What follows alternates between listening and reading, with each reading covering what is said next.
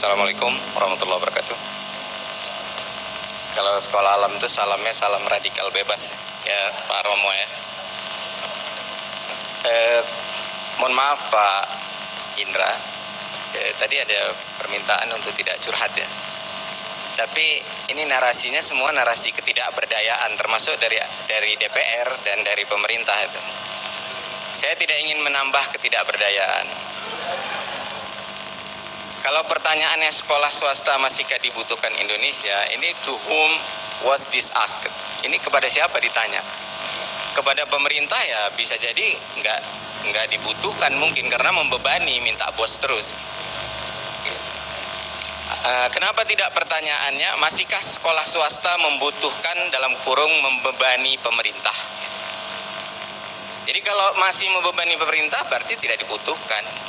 Karena keberadaannya tidak membantu mewujudkan cita-cita berdirinya negara. Itu satu poin.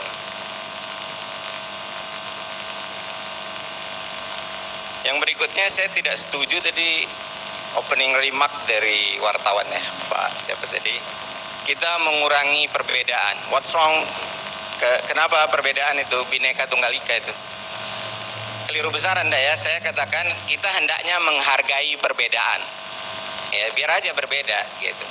Kami sekolah yang ya radikal, kenapa rupanya radikal itu? What's wrong radikal itu ya? Itu radikalisme itu satu kosakata yang absurd ya, bisa ditafsirkan kemana-mana dan arahnya tidak jelas. Tapi seringkali ke Islam biasanya ya Romo ya, jadi saya agak tersinggung dengan hal itu. Tapi kalau itu dimaksud sekolah alam mau dibubarkan silakan saja, kita juga nggak peduli gitu ya. Kemudian apa yang sekolah swasta tawarkan? Maka pertanyaannya menjadi itu kan, kalau kita tidak mau membebani negara atau pemerintah. Nah, sekolah alam menawarkan satu sistem atau konsep belajar bersama alam.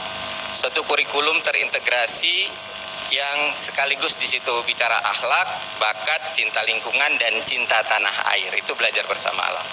Saya bersedia memberikan training atau workshop atau apa tentang hal ini kalau dibutuhkan. Kemudian terkait deregulasi, hendaknya menghapus konsep standar kompetensi lulusan. Karena itu menyeragamkan manusia yang unik-unik. Itu gara-gara tadi kita kurangi perbedaan. Manusia itu unik, berbeda-beda, diciptakan oleh Yang Maha Kuasa. Kenapa harus diseragamkan? Ganti dengan portofolio hasil KBM ya, Bu Lydia ya. Jadi setiap anak itu biarkan punya portofolio unique performance-nya. Portofolio itu adalah unique performance. Si A capaian matematikanya sekian, si B sekian. Ya, itu riset di NASA itu ada 6 orang dilatih dengan durasi, instruktur, ruang, kelas dan segalanya sama, tapi hasilnya beda-beda karena semua orang itu punya traits, unique traits gitu ya. Unique traits ini membuat orang tend to-nya itu beda-beda, ada yang suka kepada math, ada yang ke language, ada yang ke art, ada. Kenapa harus seragam? Kenapa harus ada standar? Bahkan standar minimal itu juga tidak perlu karena standar minimal buat yang unggul jadi malas belajar.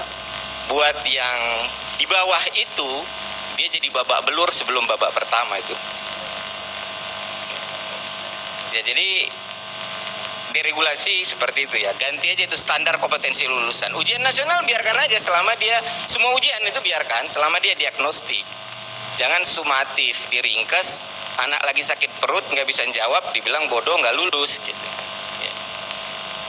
Seperti itu ya. Terus kalau perlu juga ditanyakan, masihkah pemerintah mengganggu pendidikan oleh swasta dengan segala regulasi dan standarisasinya?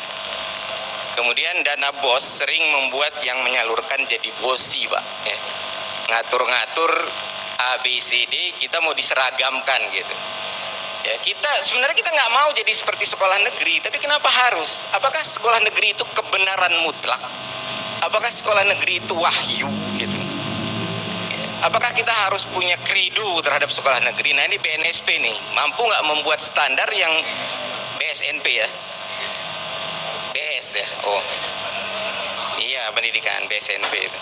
Apakah standar itu membuat keseragaman yang merusak Bhinneka Tunggal Ika? Gitu. Demikian, terima kasih. Assalamualaikum warahmatullahi wabarakatuh.